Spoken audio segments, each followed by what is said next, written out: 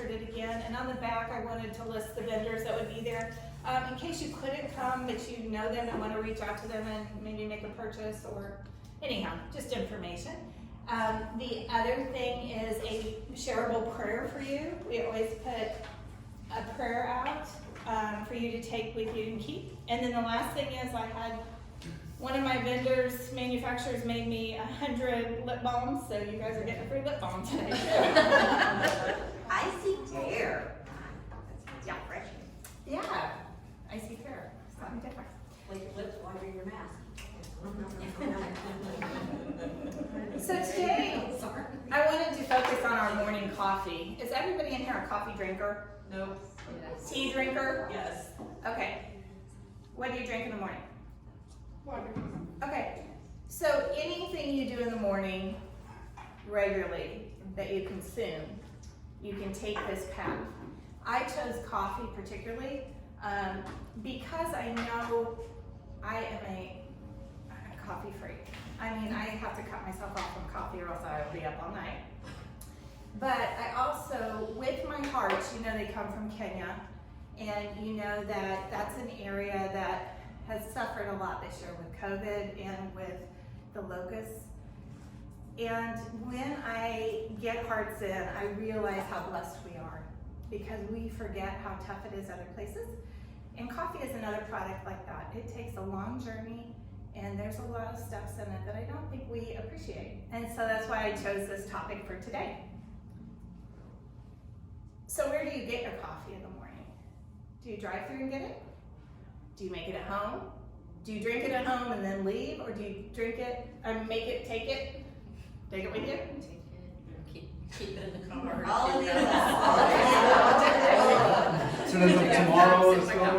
Depends on the morning. So it is amazing, but when we think about it, you know, how much do we spend on coffee and how much do we really have it as part of our life? You know, coffee and prayer should go hand in hand. You know, as much coffee as we drink is as much praying as we should be doing. But that in mind, how do you take your coffee? So I bet if I went around the room and asked everybody, how do you take your coffee? I bet it would be hard to find two people on here that take it the same way.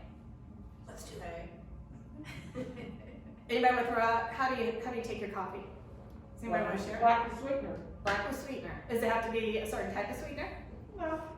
So any type of sweetener. So you Sweet want your love, coffee, true, stevia, whatever. but not the pink packet. Yeah, pink packets are sweet love. Okay, so you'll do any sweetener. Okay. Black with the sweet, but it has to be the blue pack, the stevia, 2 stevias. Black with 2 stevias. Okay. I do clear gold butter, avocado oil, and half and half. Okay. Okay. That's a keto. That reads a keto program. That's a keto all over it. It's a Anybody who puts butter in their coffee has got to be keto. Yep.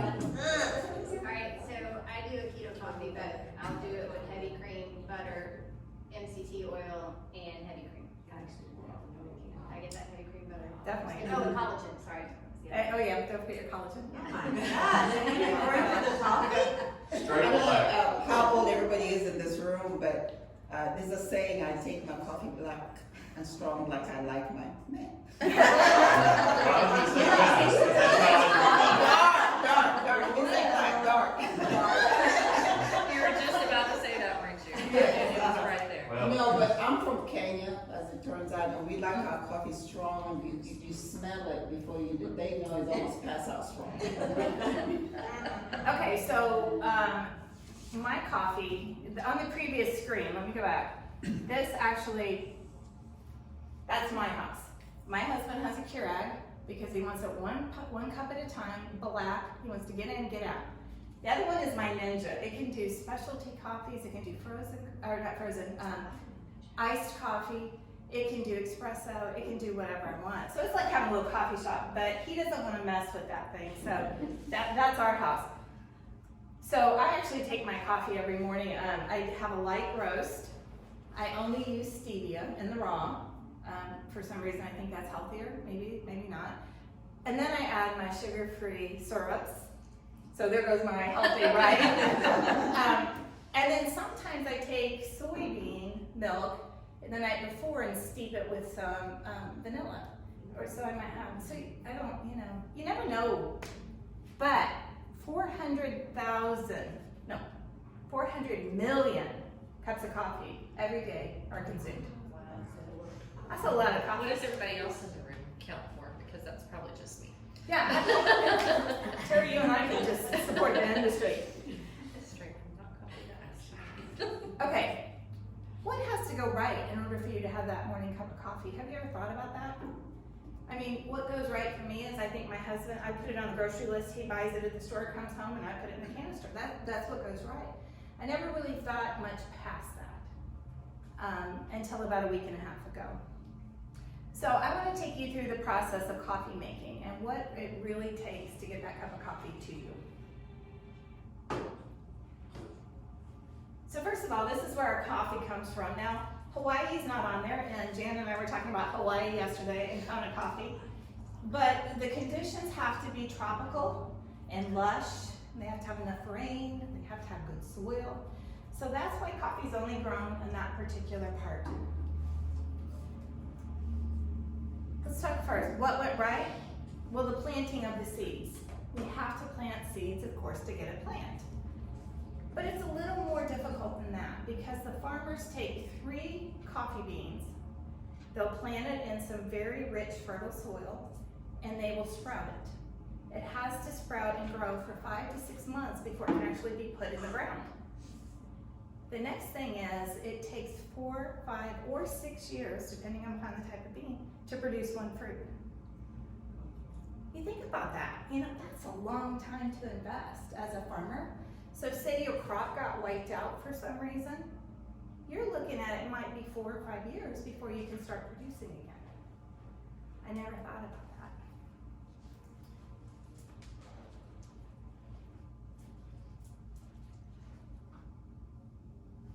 that. Okay, here's how they actually pick coffee.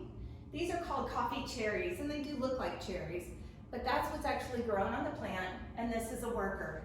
So they hand harvest these seeds. A lot of times they'll wear a glove and just kind of strip the branch. This girl, we probably look at that basket and think, that's probably not that heavy. But you have to remember, these are solid little coffee cherries and they are heavy. And so she carries that all day long and she collects the coffee cherries. She makes $2 a day. $2 a day. Not an hour, A day. a day. What does our carryout coffee cost us? $2, $3, $4, $5. It depends on how much you add to your coffee. So put that in perspective. And this really hit home with me with the gratitude hearts. When I found out that those hearts can take 2 to 3 hours to make, each individual heart, and they may make $5, $10, or $15 a day, correct? We don't realize how good we've got it. So if you only make $2 to $3 a day, and you work that hard, would we continue to do that as Americans? Sometimes we're driven by money, and the more money, the more we want, more we can have, more things. So let's never forget about the people working so hard for what we're paying for just 1 cup of coffee. Okay, then they have to sort them and select them. Now what this means is they spread them out and by hand they pick out any rocks, leaves, debris, branches, anything that when they stripped it might have been in there that they're not going to get paid for. They have to present these good, So once they pulled out all this debris, and you can see the different berries. Some are still green, some are bright red, and we're going to get into the difference of that too. There are some farmers that when they go to pay the workers, they'll pull out all the ones that they don't think they'll be able to use. So they've done that work and might not get paid for it. Is it hot in here? Is it me? I was gonna say, I can open the door. I'm gonna open the door. I'll leave you because you're up there. You're all big. It's on her. Pressure's on. So literally the spotlight, the lights, the sun, everything. So it's lights up there.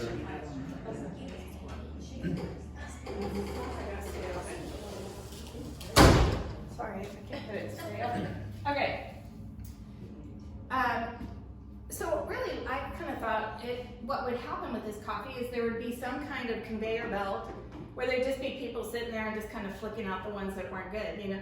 And that's not true. They're all actually sitting there doing this by hand. The next one is the pulping and the fermentation. So these coffee cherries, like I told you, they're kind of solid and they have this slime inside of them. And then inside of that is the coffee bean. So they have to get the shell and they have to get the slimy, pulpy stuff out of there. So what they do is they put them in cement tanks. And they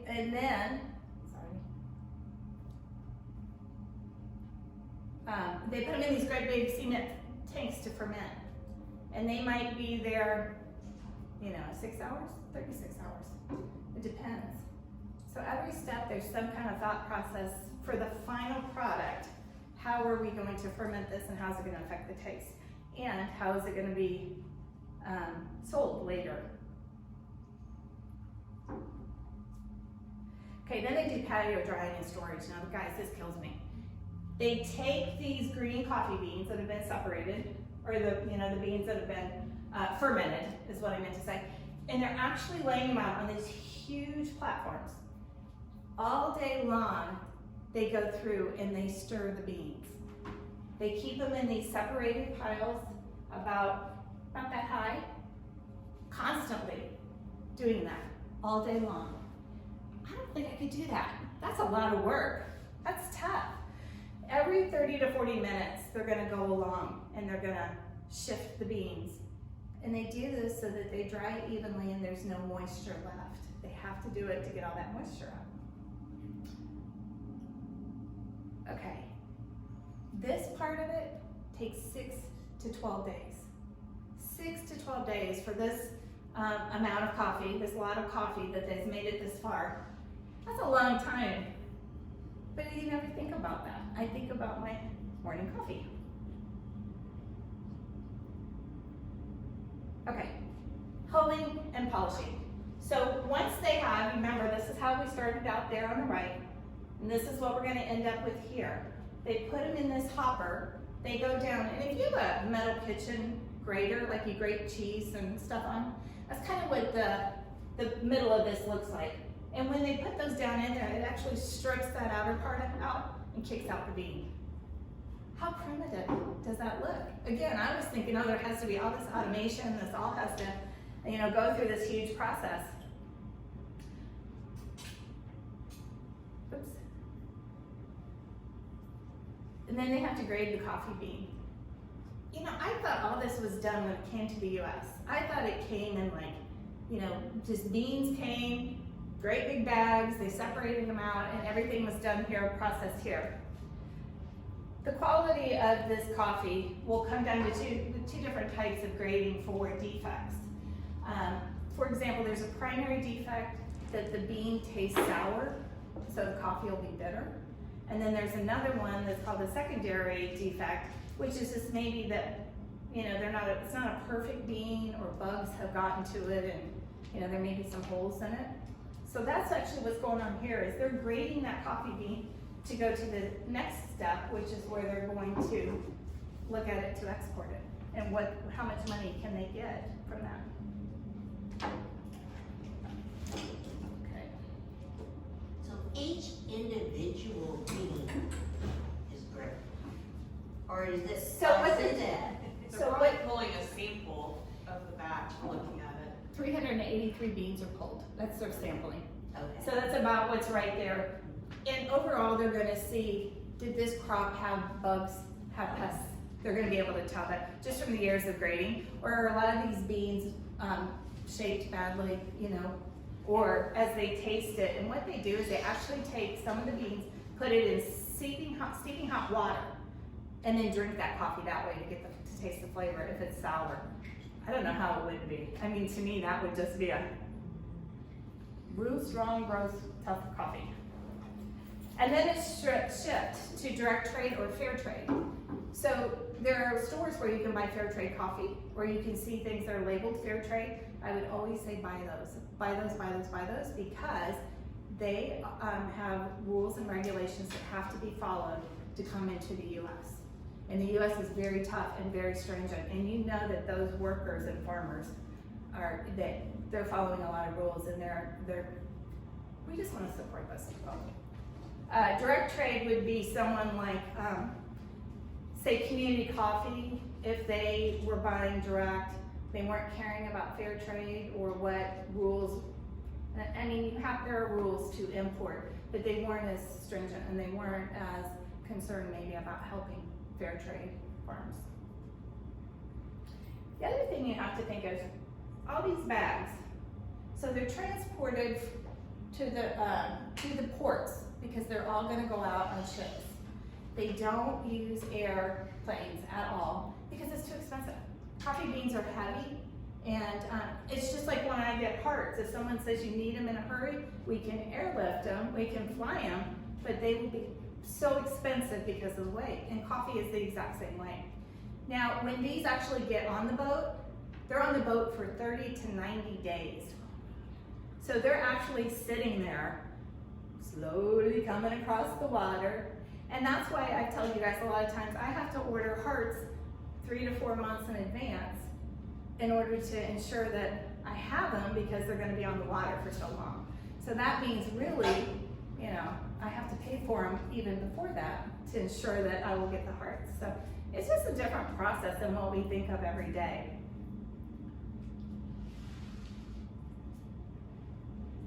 Okay, now they're in the US, right? Now they have to be roasted. There's still bags of coffee beans that haven't had any roasting, haven't had any grinding, haven't had anything done to it. So, and again, this was a process that I thought happened before it even hit the water. It doesn't, because the manufacturers here, the coffee makers here, some have specialty brands that they only do, and so they don't want to pre-roast. They want to do their own roasting.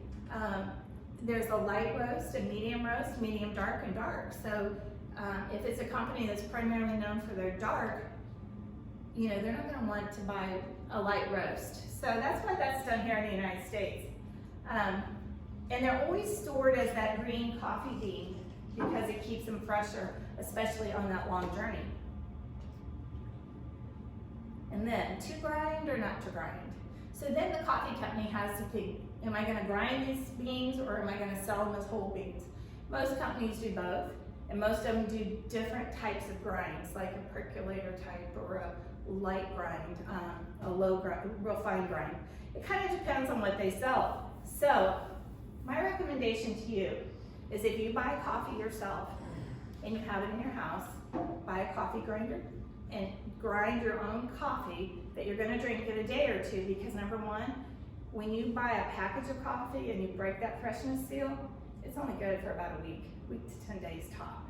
So you lose your freshness, you use your flavor, and if you're paying $5, $6, $7, $10, $14 for a pound of coffee, depending upon what you're buying, you wanna have that same taste over and over. And really the only way to do that is to grind your own beans, and just do it a couple times a week. Then they decide about packaging. Are there gonna be K-cups? Are they gonna be in bulk? Are they gonna be 1 pound? You know, there's so much that goes into this that I just didn't think about. I thought, again, I put it on the grocery list. My husband bought it. It went right. It's here, you know. If he comes home and says, you know, they didn't have your Starbucks Dolce, cinnamon, whatever it is, they were out this week, I feel crushed. You know, I'm like, it didn't go right, right? But I was so wrong. So let's go back to your morning coffee. Now that you've thought about how long it takes to sprout a plant, how long it takes to produce the first fruit, that worker only making $2 a day, $2. The farmers that have to do the pulping, the fermenting, the drying, the guy that, 6 to 12 days moving around the coffee beans, you know, getting it to the ports, 30 to 90 days to reach the US, and then any amount of time after that for the coffee manufacturers to grind it, to, you know, get it packaged and put it on the shelf. Do you think a little differently now about the cup of coffee that's sitting in front of you? You can do this exercise with anything you have, whether it's clothing, whether it's makeup, you know. Louise could tell you the Mary Kay story and the process that everything goes through testing and everything. I'm asking you to think more and more about the things that we take for granted and what went right for us to have that. So let's have our morning coffee with a big old splash of gratitude. Thank you guys for coming, and we'll open it up for discussion now. If anybody wants to come, thank you.